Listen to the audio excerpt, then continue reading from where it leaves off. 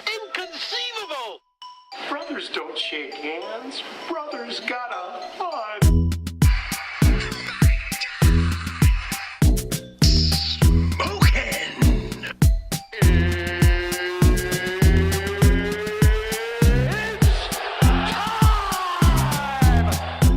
Welcome to the Seats and Stickman podcast.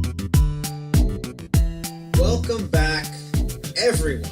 It's been a long wait. Cheap Seats and the Stickman podcast is back. The hiatus is over.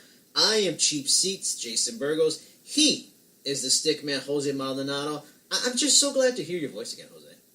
Oh, we are back, and it feels good to be back, bro. How have you been? What's been going on with you, my man? Oh my god, just too busy, but not too busy to get some Cheap Seats and the Stickman action going. It's been way too long, and everybody, this is a special edition of the show. We came out of hiatus, came out of hibernation for one thing only, that is WrestleMania season. WrestleMania is just days away. It's this Sunday. We felt it was the perfect time to do an edition of the show. We love giving lists on the show. It's our time to do the top 10 WrestleMania matches of all time, Cheap Seats and Stickman style.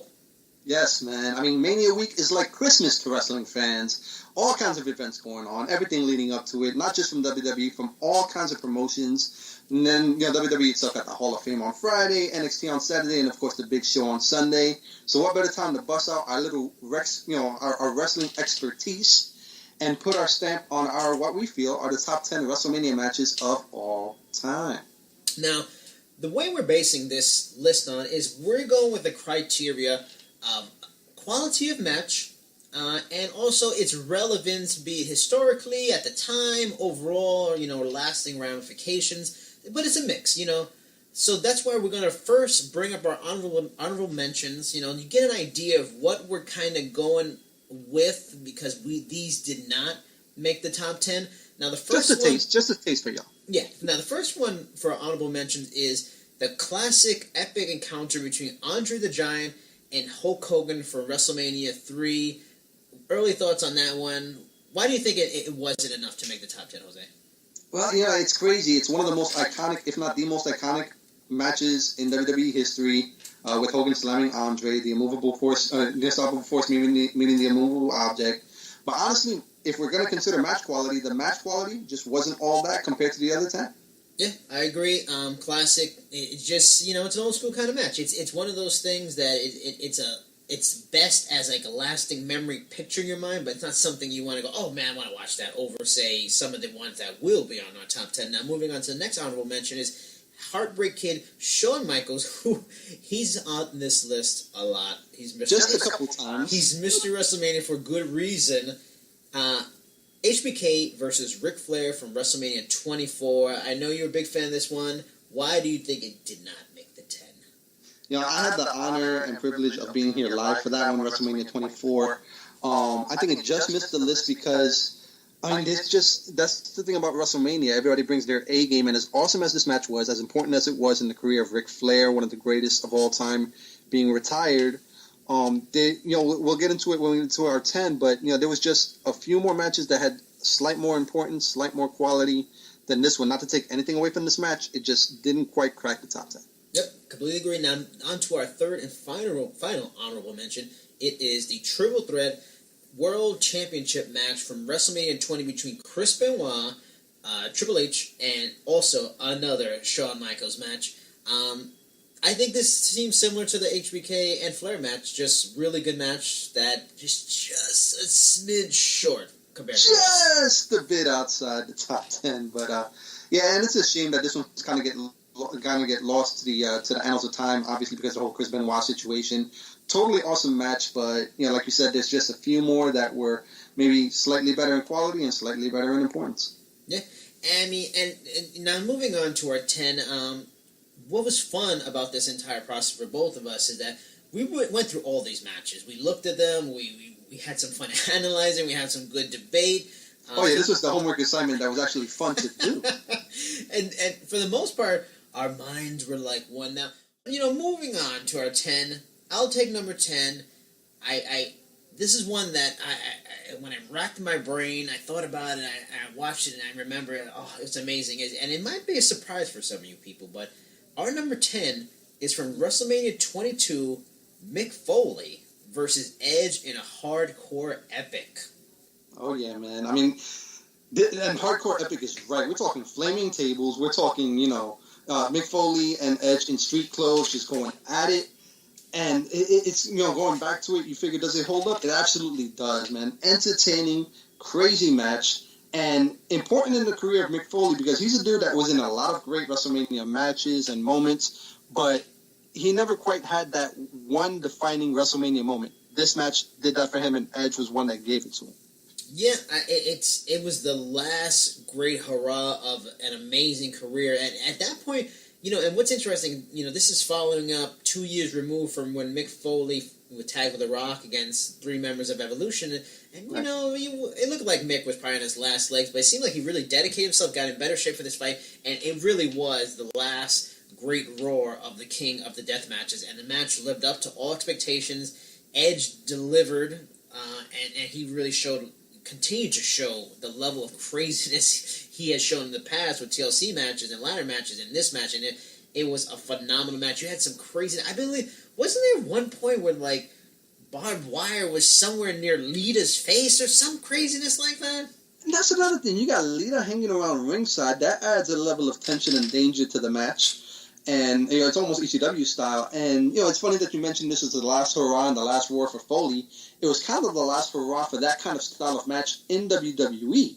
Because, as we know, the project has been a little more sanitized lately, a little more PG. Yeah. So, on the Mania stage, to have this kind of a crazy hardcore match, we may never see it again. Yeah, and I think that's why it stuck out so much and it landed on our list, because it really is a rarity for WrestleMania. Because WrestleMania, in its way, is more about classic immortal moments. So you have a lot more traditional matches. I mean, you've had years a little bit before this time period. You had the weird hardcore matches, and that's when they were doing a 24/7 hardcore title kind of thing. You had that element, but nothing like a classic kind of ECW style match that just never really made the stage, and that's why it sticks out so much for me. But moving on from that, what's our number 9 on our top 10 WrestleMania list? Now, for number 9, it's actually a pretty recent one. It's from last year, WrestleMania 32. And it's a match that I think 10, 15, 20 years from now may even increase in the level of importance with the way things are going.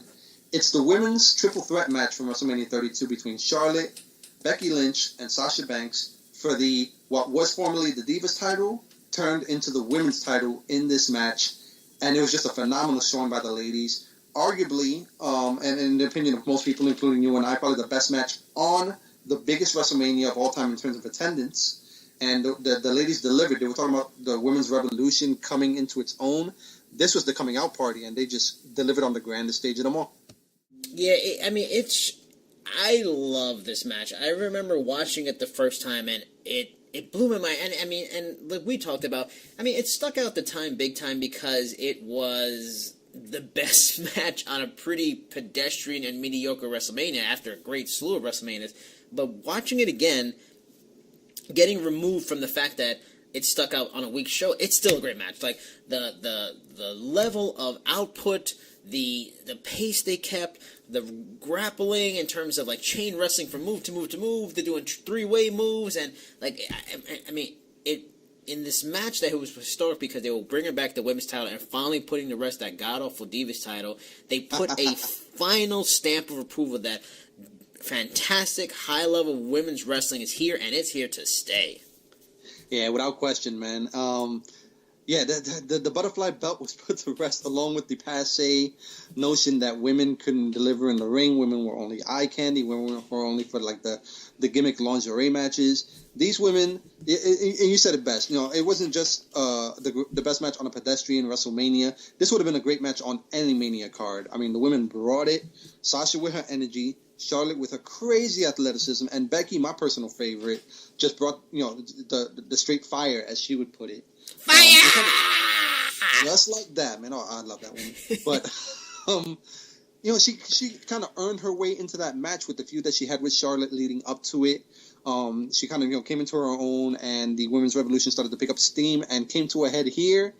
And the women stole the show, man. I mean, and even the entrances, you gotta love it. You know, Becky coming out with her steampunk aesthetic. You got Sasha with her ode to Eddie Guerrero, who was an inspiration to her, and Charlotte coming out with the pieces of the robe that Ric Flair wore for his retirement match, and the pyro, the everything was just pitch perfect. The presentation, all they had to do was deliver, and they surely did.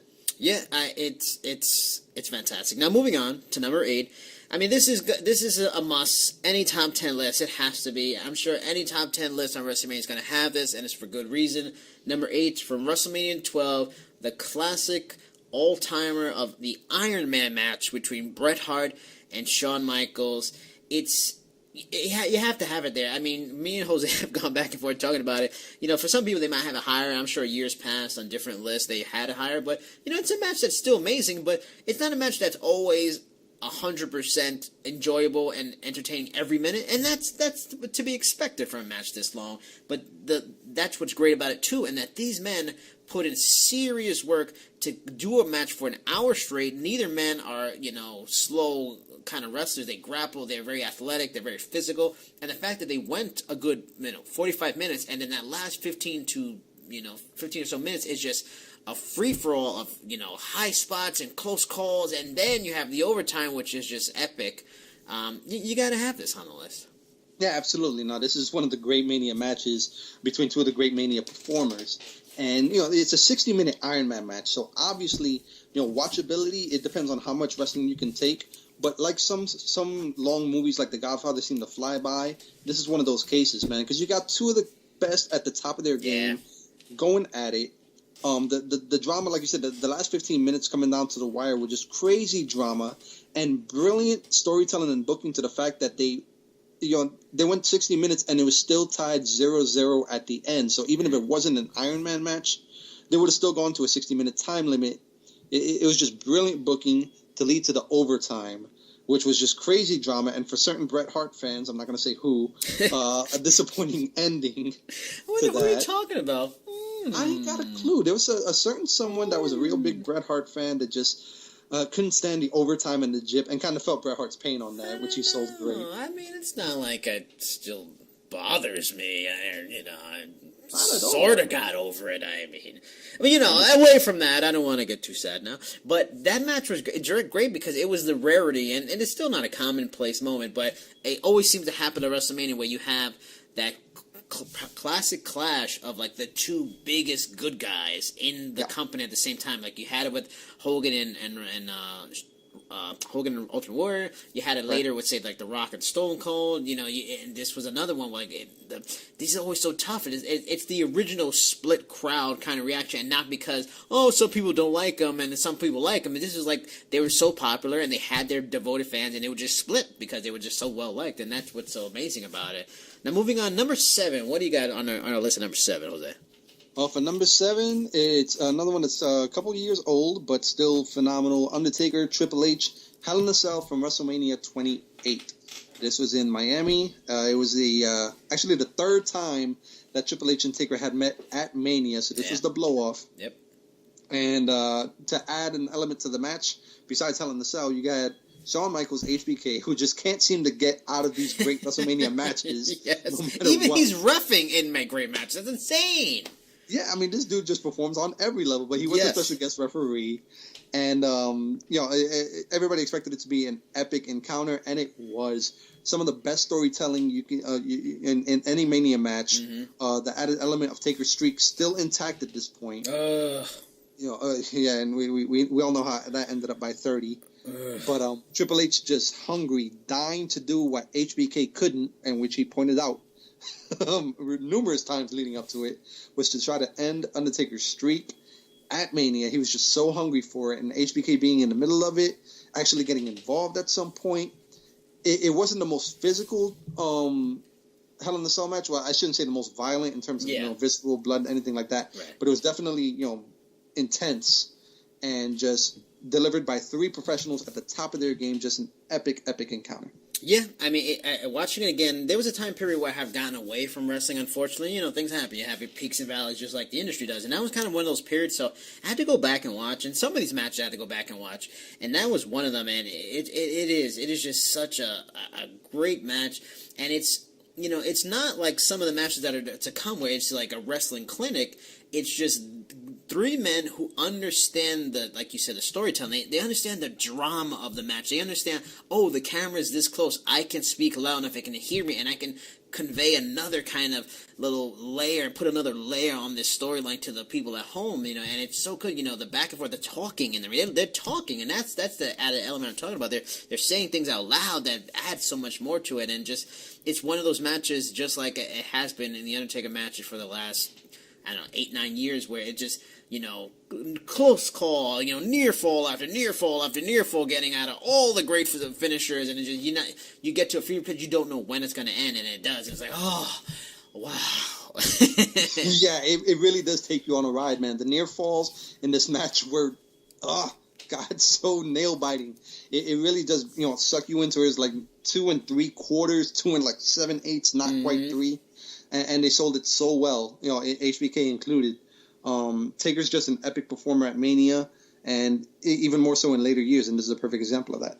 Now, moving on to number 6, this is one that I really am happy it's on the list. It's a match that I think should be on all Mania kind of lists, and it's kind of become a hidden gem just because it's WrestleMania. So many things happen, you know, there's so many big stars and big moments, so it kind of get lost in the shuffle sometimes. But number 6 from WrestleMania 21, and just an utter epic between Kurt Angle, the newly minted Hall of Famer in a few days, against another Heartbreak Kid Shawn Michaels match. I mean, this match, I got to watch it again a few days ago. It is just unbelievable, and it's further mind-blowing that these guys did not plan it out in advance. They kind of just went old school. Let's go out there. We never wrestled before. Let's go out there for the first time and go do it. And they are in there putting on a match like you'd think they'd been on the road working like for the last 200 days against you. Like, just seamless chemistry. The passion of Kurt Angle, the charisma of Shawn Michaels, the moves, the excellence. I mean, this truly is a dream match because they weren't on the same brand at the same time, and it's a once-in-a-lifetime thing between... these are the two of the top 5 all-time in-ring. Not talking about like on the mic all-time. We're talking about just in-ring. These are 2 top 5, and you can even make a debate. This is 1 and 2, and it's amazing. Oh, yeah, no, yeah, absolutely right on that. And it's crazy to think that with the talent considered, we're talking about HBK and Kurt Angle, this match almost felt thrown together. It's almost like they didn't have anything really else going on, but the result was we get this epic dream match, and thank God for that, because this match was crazy in the ring in terms of match quality. You know, HBK, this is, you know, the second leg of his career where he kind of came back and just started showing everybody that he still had it in spades. Angle, just, you know, a beast in the ring, an absolute beast. And it, like you said, it's crazy that they didn't really go over it in terms, you know, they just kind of went in there and did it. I heard Sami Zayn and Nakamura did that last year in Dallas, and we saw the result of that. Oh, wow. Yeah, it's crazy when that magic occurs in the ring and we get to witness it, and that happened here with 2 of the greatest of all time on top of that. Go back and watch this match, y'all. I mean, you know, if you want to know how to do everything that entails a great match in terms of selling, athleticism, moves, how crisp it is, you know, feeding into one another's moves, and just drama towards the end, go back and do yourself a favor and go back and watch this wrestling clinic. You won't be sorry.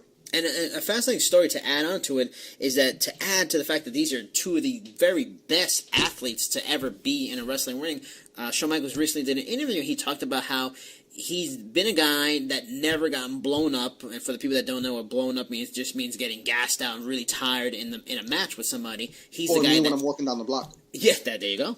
And he's the one that does it to most people, and he had never had to worry about that happening to him against anybody, but he actually respected Kurt Angle so much and feared that he could be the guy that might blow him up in there, that he actually pre-trained before the match just to be on the level, because that's how great of an athlete Kurt Angle was. So, I mean, these two just, it's an epic encounter. Like Jose said it perfectly. If you haven't seen it or you forgot it, you haven't seen it in a long time, you're doing yourself a WrestleMania disservice. Get nostalgia into your heart a little bit and watch this and check it out. But moving on, we got another clinic. What do we got at number 5? This match right here, anybody who's been a wrestling fan for long enough has heard of this match. It actually turns 30 years old this year, if you can believe it. Oh, my age. I tell you, man, and this is us talking. Us whole time is talking. Why did you have to bring that up? Of course not. That is stricken from the record. We are two young bucks. Yes. We're here catching up with our wrestling knowledge. I've been told I look 25. I believe it, and that's what I'm going with. Hey, there you go, man. You just roll with that. You keep on rolling with that. I can do the same, but I'll just be lying to myself. But this match right here has inspired countless generations of wrestling fans and wrestlers themselves to get into the business. Of course, we're talking about Randy Savage versus Ricky Steamboat from WrestleMania 3, Pontiac Silverdome. Just an epic match that still holds up to this day. Now, we actually had questions about that would still hold up, considering the quality of matches that have come out, particularly stuff like HBK and Angle, and just the athleticism on hand. And we found that not only does it hold up, you can still see shades of it even today. Mm-hmm. Yeah, I was doing myself a disservice on underappreciate this match. So this is why I enjoyed this whole entire project and going back and watching some of these, because it got me to reappreciate this match. Is unbelievable. Okay, yeah, they're not doing moonsaults necessarily or crazy moves, but they are doing like pretty risky moves for its time.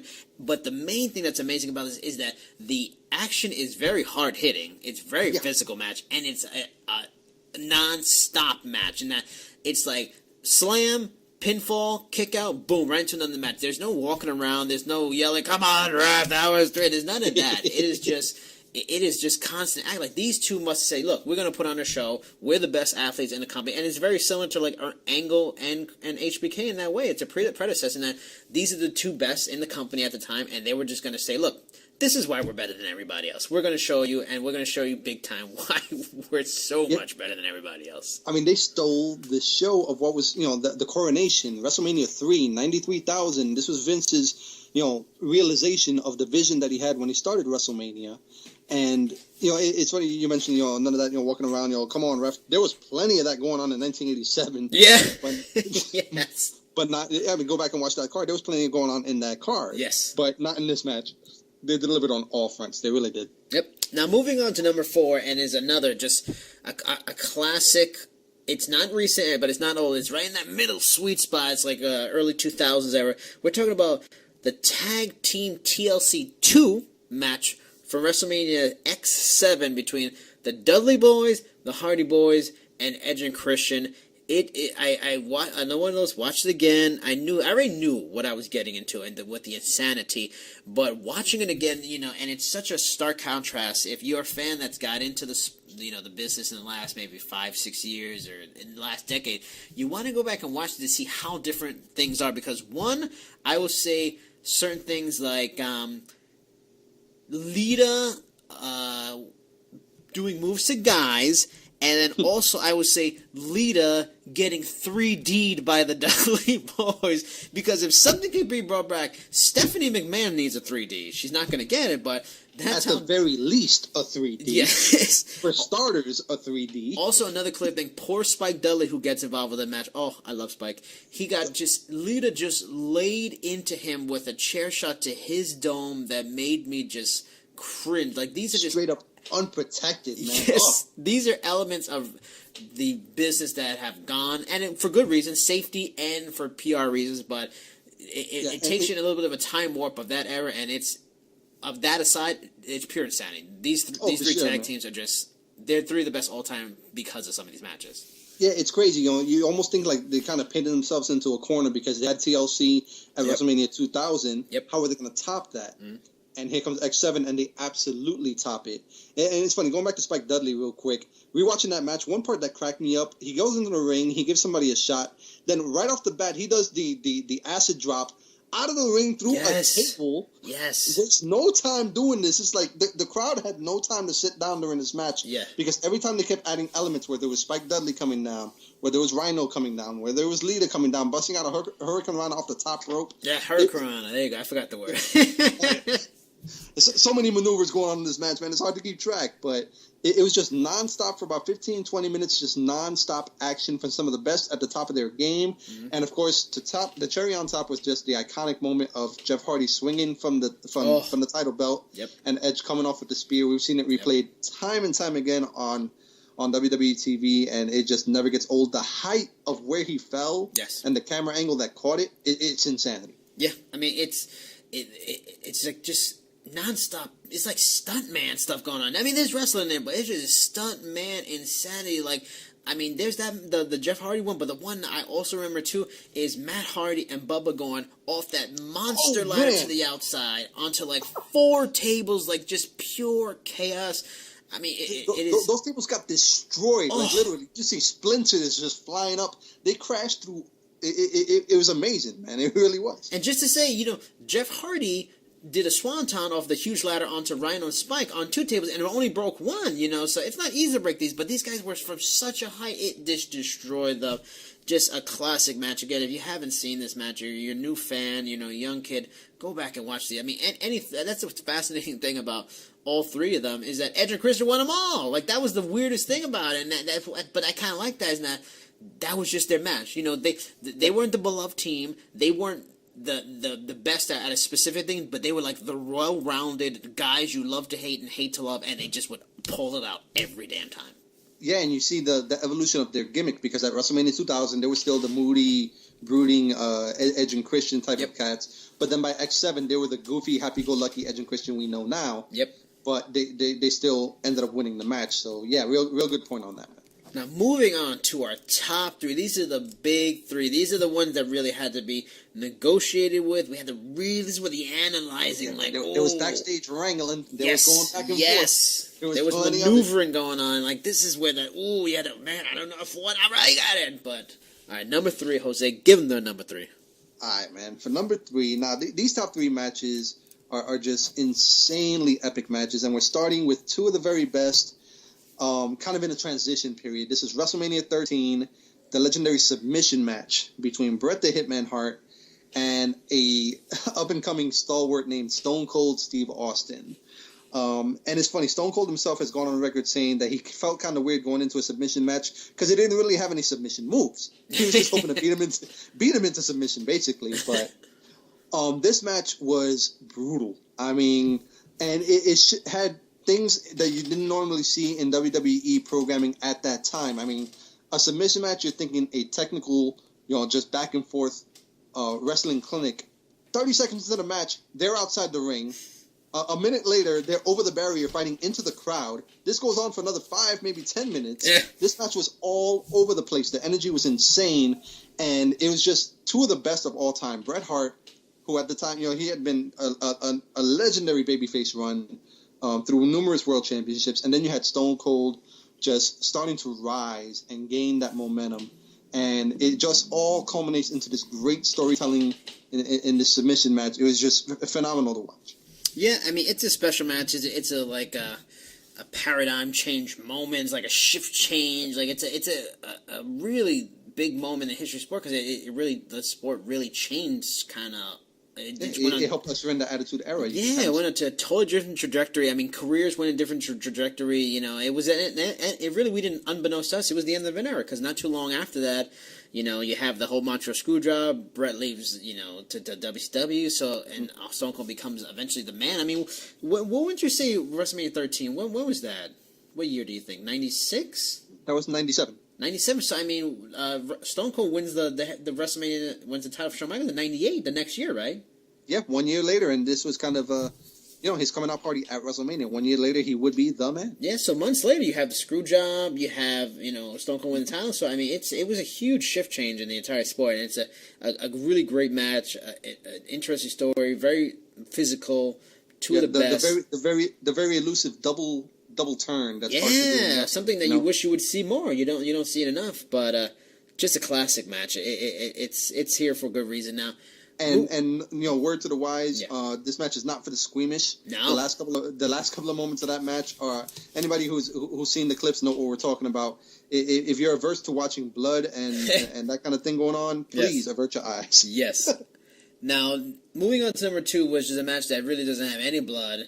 And there's not a lot of, there's no moonsaults, there's no, near, roll-ups too much, and there's not any drop kicks. There's nothing really exciting yet. And number 2, it's one of the most epic matches and greatest stories told in just the pure simplicity of professional wrestling. Number 2, we have from WrestleMania X8, Hollywood, Hulk Hogan versus The Rock in one of the most spectacular. I was just watching it again this time.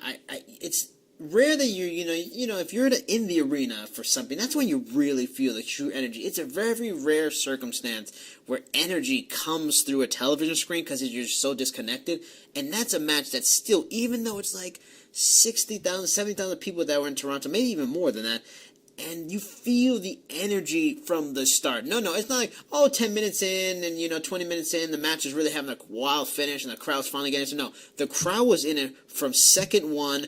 Hogan, they tie up. Hogan pushes The Rock down, flexes in his face, and the crowd was sold, and it was on like Donkey Kong from that moment on. It's amazing. It really was, man. I mean, it's one of those matches where you remember where you were when you were watching it. It's just that it's that ingrained in your memory. And you're right about the energy. You could feel it radiating from the Skydome crowd. They were insane for this match. I mean, looking back at it, you had two of the biggest icons in the sport's history, maybe the two biggest in terms of mainstream popularity. And you talk about the quality of the match. We're talking about Hogan, who's notoriously not the greatest worker, but he was on in this match. He really was. He was selling it for all it's worth. And this was way after the peak of Hulkamania. Yes. And even the peak of the NWO. This was NWO coming into WWE after the fact. But it was just phenomenal seeing him in his element. And then you got The Rock at the height of his popularity, the great one, the people's champ, the Hogan of his era. Mm-hmm. And, you talk about dream matches that happen on the biggest stage of them all. This was maybe one of the biggest dream matches ever, and we got to see it, and it totally delivered that moment that we were hoping for as fans. Yeah, because you have so many times where you have maybe an older guy come into a match, and it's hard. I mean, wrestling's a weird sport that you can do that because you can't have an older baseball player come in and go against, somebody else that's younger. But, in its simplicity, like Rock did, Rock has been, he's underrated in that he's been in a lot of good matches. He's not, like some other people. He's had his snoozers kind of matches, but he helped sell that match so well in taking some Hogan's shots, some of his clotheslines. Hogan kept it simple. He knew what he needed to do. They both read the crowd so well.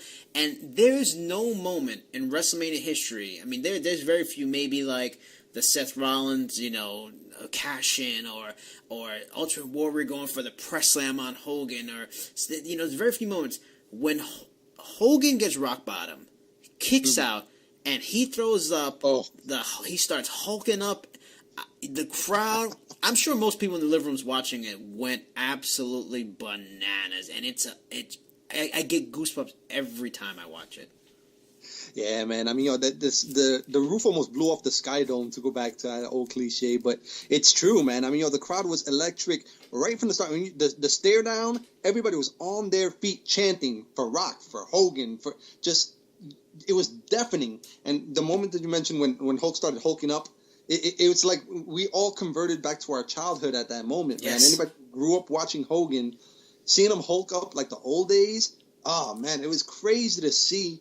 And it was just sensational. It's everything we want as wrestling fans to feel in that moment. And the Hulk up is stunning, and it was so well done, and such a great surprise because he's the NWO. Just a few weeks ago, Hulk Hogan drove a semi-truck into the rocks as he was laid up in an ambulance. So this is supposed to be really bad guy Hogan, and even in the match, it's like he bit him on the face. He beat him with the weightlifting belt. He used the tape to choke him. All these classic cliche bad guy things like, he's bad guy Hogan. It's like that's the story of it in this epic atmosphere. Hulk Hogan has WrestleMania, main evented so many WrestleMania. It's almost like the man. He took a time warp into his previous self, and the powers within him came out, and he, the Hulkamania dormant abilities were still there, and they came out for this epic moment, and it just you totally buy in, and you just oh my God, what is happening? What is happening? Yeah, man, we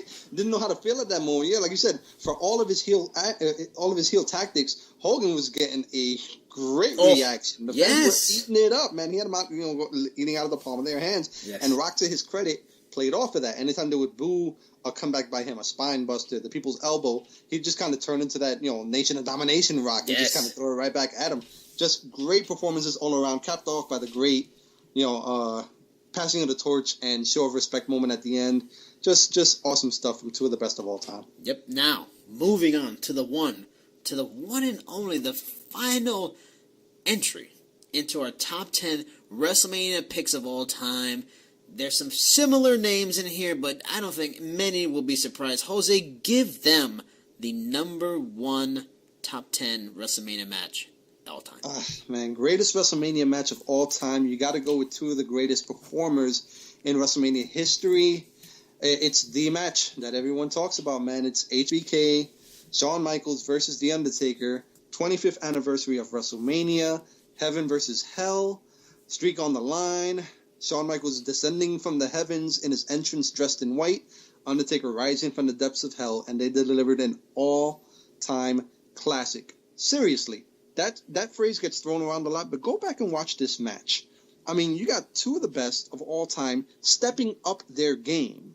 You know, Undertaker pulling out all the tricks, but it just felt different here. It felt like he just brought it to an extra level. Same goes for Shawn Michaels. I mean, there was a spot in that early on in the match that you brought up, and rewatching it, it was crazy to see where Shawn Michaels planned a moonsault spot to the outside, and it was a miss. Yes. They planned a miss. He put his body on the line, and then how does Undertaker respond? Doing his dive over the top to the outside like he's done tons of times, but the dude straight up books it and lands on his head. Ugh. Like Lita style, like Sasha Banks style. Yes. This dude is 6'10" and a half, Yes. 300 pounds by his statistics, and he's just flying around like a cruiserweight, man. That's the level of intensity they brought to this match. It was just crazy to see, and just like the Rock Hogan match, the crowd was just eating it up. And the great thing about it, watching it back, is that the beginning of the match sets a real fun tone, and the Undertaker's in there, and everybody's worried about the Undertaker. You don't know, no matter how many people, how many all-timers, epic people are in there, you know, they're purposely showing like a fear in their eye, and Undertaker's a stoic, he's straight, he's emotionless, he's just ready to go. But in this one, Undertaker, the one was that he was real fired up, he was ready to go, and Shawn Michaels was just straight, like, I'm not even afraid of you. Like, we've done this a bunch of times, and we're going to go right now, and I'm going to beat. And that's what made it interesting. Like, you're like, like, could this be? Like, I don't think it's going to be the time to streak, but could it be? Like, this is Shawn Michaels. This is Mr. WrestleMania. Like, I don't know. And they put on so many.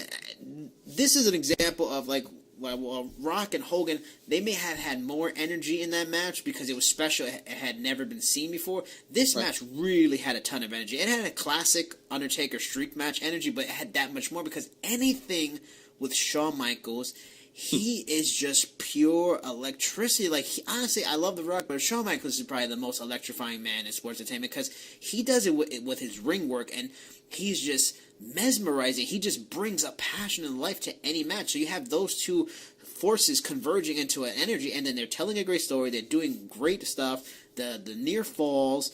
It is just the perfect mix of all the kind of elements you need, even history, because these guys have like a 15-year or 20-year history to go back on, and they're still surprising us with what they can do. It had all the elements you need to make an all-time great WrestleMania match, and all the elements you need to make the best WrestleMania match of all time.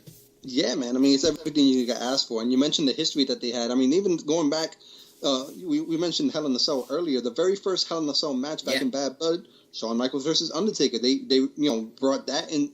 They kind of set the bar with that match. Fast forward years later, they made at WrestleMania, and what did they do? they delivered the greatest WrestleMania match of all time. So, I mean, what more can you say? I mean, this match gets thrown around a lot as the greatest, and it's kind of, people say, is it really that good? Yes, it really is that good, and these two are really that top-notch. And there's a major match. We got the Iron Man match. We got Steamboat Savage. We have all these matches are phenomenal. Rock Hogan, but this is above those just because what all of those lack on some level, be it story, be it history, be it match quality, all of these on some level fall a little short. They're all spectacular. They fall a little short. This match has every element. It has everything. Hence, the number one greatest match of all time, at least according to Cheap Seats and the Stickman. And that's the only decision matters to me. Right, everybody? In this matter. Accept no substitutes. Exactly. Now, that is our show. We had a great time analyzing this for you people. You know, if you feel we were correct, you feel we were wrong, you feel we left something out, please comment away in the comment section. Let us know what you think. Hope you enjoyed it. It was a fun experience. We're going to have another great experience this Sunday with WrestleMania that we're all looking forward to. Any final thoughts, Jose? Nah, man, I think we covered it all, man. And it's like you said, it's just so fun looking back on these matches, man, going through. And even some of the matches that didn't quite make the list, just going back and watching these matches, so much fun. So great to talk about it. And hopefully we'll get some more great moments coming up this Sunday with a fresh WrestleMania. All right. I am Jason Burgos, a.k.a. Cheap Seats. He is Jose Maldonado, a.k.a. Stickman. See you next time. Bye-bye, everybody. Bye-bye.